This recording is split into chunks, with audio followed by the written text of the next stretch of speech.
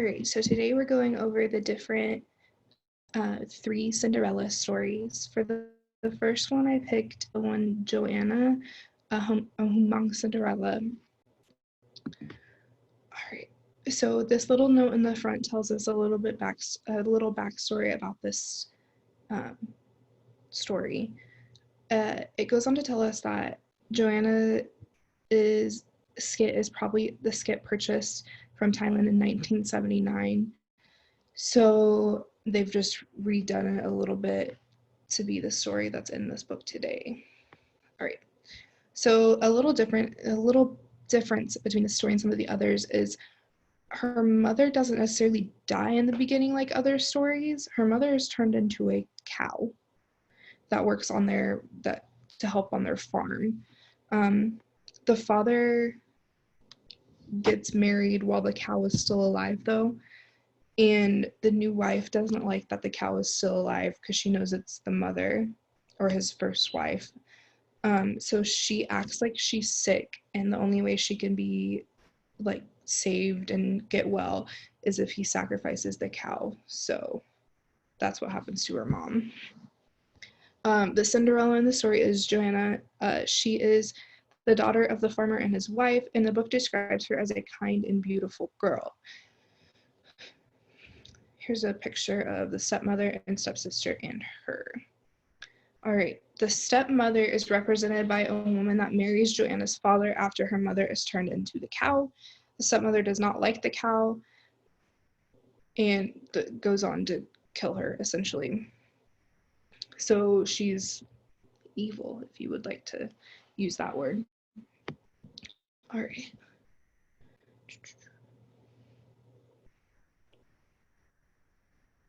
Okay. So this is where I think represents the magic is there's a piece of cowhide that Joanna has hidden away in her mother's old sewing basket. And when she touched the cowhide, her mother's spirit appears and gives her the clothing and jewelry in the sewing basket and tells her to go to the festival. So in a sense, her mother is her fairy godmother by providing her with the clothes and jewels that she needs, as well as the shoes. The shoes in the story are represented by these ones up here. The only like detail they give us is that they're dainty shoes. Her. The gown is represented by the clothes that Joanna's mother gives her. It tells us in the story that they are a skirt. It's a skirt, a blouse, and an apron embroidered with delicate needlework. There is also a headdress and a purse that contains coins. She also has a silver necklace. This is representative of what people would have worn to a traditional New Year festival. The New Year festival is also the gathering ball type situation where she goes and meets the prince.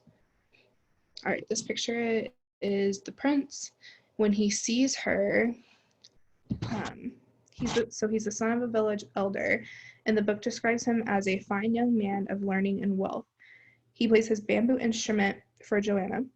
I think you pronounce it Shinang. Is a compassionate character and notices when the stepmother gives Joanna dry bones and rice hulls for dinner. Okay.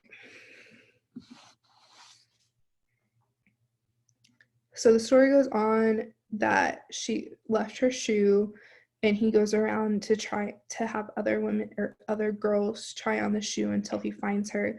So out of all the stories, I think this is the one that most closely follows the traditional Cinderella story that we think of now. In this picture. So at the very end, the stepmother asks him to stay and she gives him like a large dinner but gives Joanna a small dinner, and he notices this, and then they know that he knows that she's the one that he's been looking for.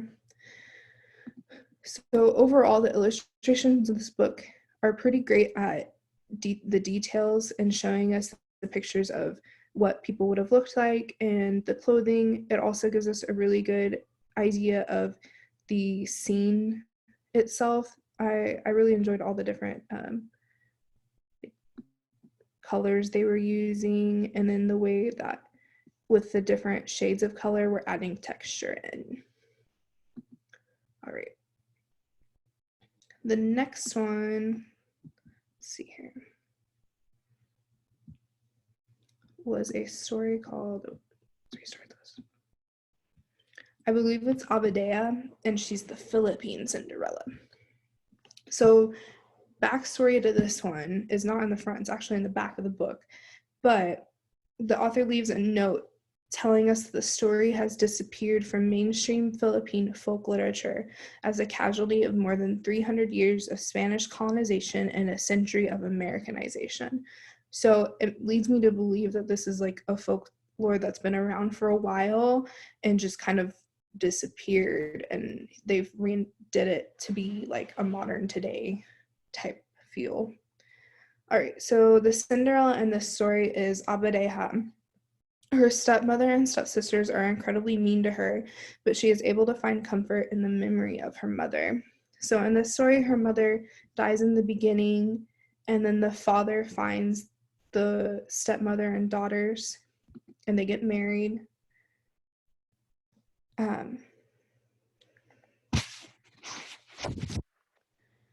The stepmother in this story is a widow that Abadea's father meets. She's jealous of how nice Abadea is and how mean her own daughters are, which is why she makes Abadea clean and why she's so mean to her. Yeah, okay, next one. So, let's see if I can get here. I think the magic in this story is the like cry that the words that she cries out when she's trying to do her chores, which are Mother, oh Mother, Bathala, creator of the earth, Anito, spirit of my ancestors, hear me and help me, please. So every time she says that, her fairy godmother, which is the spirit of the forest, appears and helps her do her chores and tasks, or the whatever her stepmother's asked her to do. Okay. Also, other spirits will appear and help her do things.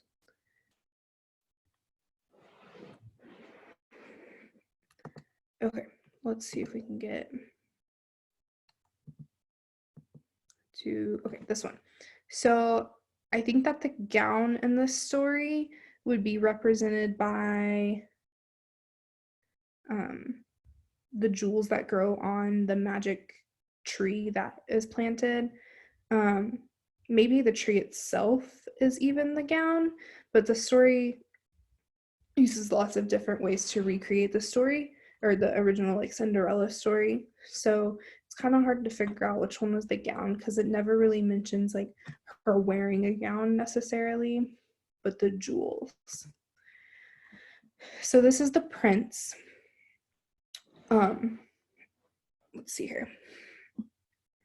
He's a handsome son of an island, I think it's chieftain.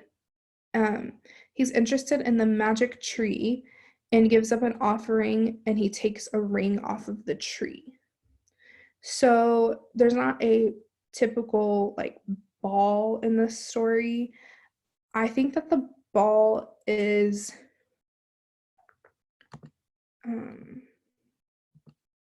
like here. So the first time that Abadea and the prince meet is when the ring is stuck on his finger, and so he had a dream about a girl being able to get it off, and so he asks all the girls in the village to come and try to get his ring off.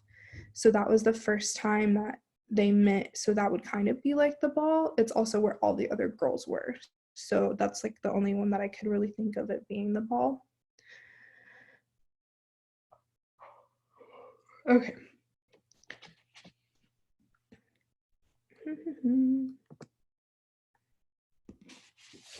So after she gets the ring off of his finger, he decides that she's the one that he wants to marry. The ring. So I think that the ring represents the shoe, because he takes it off the enchanted tree, and then when he dreams about it, that's when she comes to see him. So like that's kind of like what part he took, or like what she left behind, so to say. So I think that represents the ring. Out of like all the stories, I think this one was the one that had the most like differences in the way that they explained the story. But overall, it made sense in the end how some of the stuff connected. Okay. Yeah, and they get married and not again. All right, next one was restart. I think you pronounced it, but I could just be like completely butchering it. All right, so the time period for this one, it says the story was first found in an essay by a French folklorist who lived in Cambodia in the late 1800s. It has since been adapted to the story we have now. All right. And that was from this little excerpt from the author.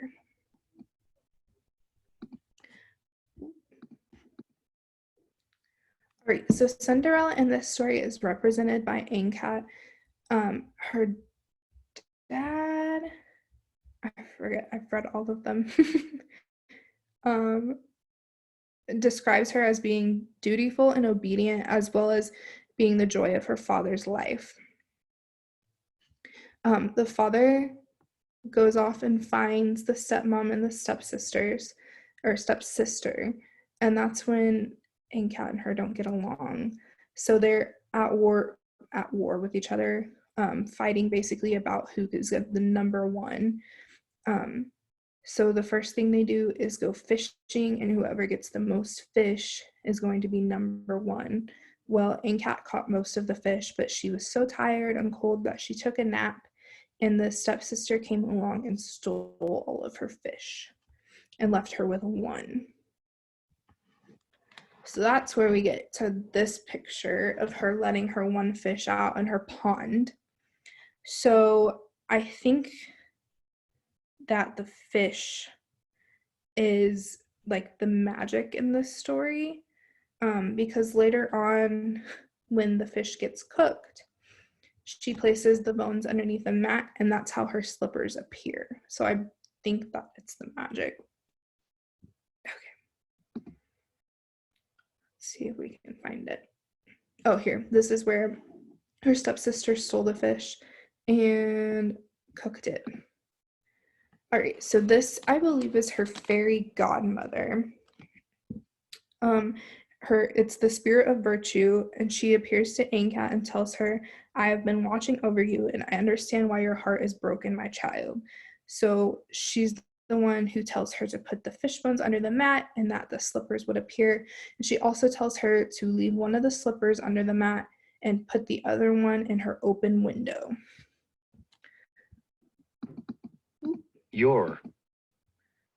So from her open window, a bird steals one of her slippers and conveniently drops it by the prince. He says, tell every young woman in the land to come and try on this golden slipper, plan a celebration, and the maiden whose foot the slipper fits shall be my bride. The prince is a kind and loving person. He allows Angkat later on to go home and take care of her father. And when he hears of her death, he mourns her until she reappears to him. So let's see here. This part of the story, the stepmother throws rice in the yard and tells Angkat she cannot go to try on the shoe unless she picks up all the rice from the yard. And then after they left, all the chickens came and helped and picked up all the rice for her so that she would be able to go. Also, this is a part where I don't necessarily think that there was a gown, so to say. I wrote it down. Okay, there wasn't necessarily a gown like in the other stories, and it's not something that magically appeared, but Angkat does wear her best sarong with the other slipper hidden inside of it, and that's when she sets off to the palace. So there's not necessarily like a magic gown that appeared to make her like more beautiful. So in this scene, she tries on the slipper and it fits perfectly. Then her and the prince get married.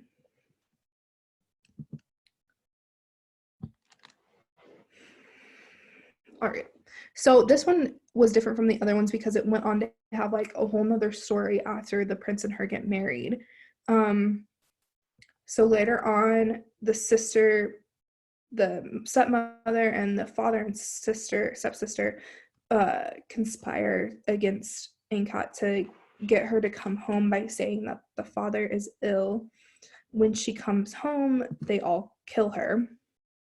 And then she gets like planted as a bamboo plant. Like she reappears as a bamboo plant. And the prince one day, let's see if we can find it. Oh, this is where she's the bamboo plant that magically appears, and the father gets rid of it. This is the prince, and one day when he's in the forest, he hears his wife's voice and cuts down this bamboo and plants it by his palace.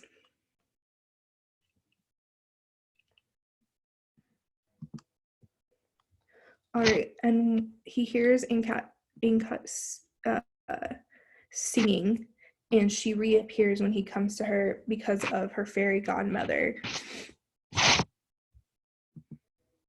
And that's basically the end. But I like this one a lot because the illustrations were super cool in it.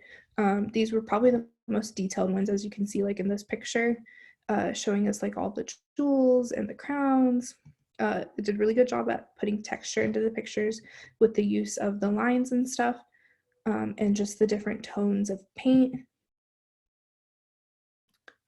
Did a really good job at showing like the light obviously coming off of the spirit's face, and just like the differences of where the light is projecting onto the characters themselves. The illustrations really helped with building characters and their personalities. We can see the plot of the story play out in the pictures. So yeah, those are my 3 stories. Hope you guys had a fun time listening to me talk about them. See you guys later.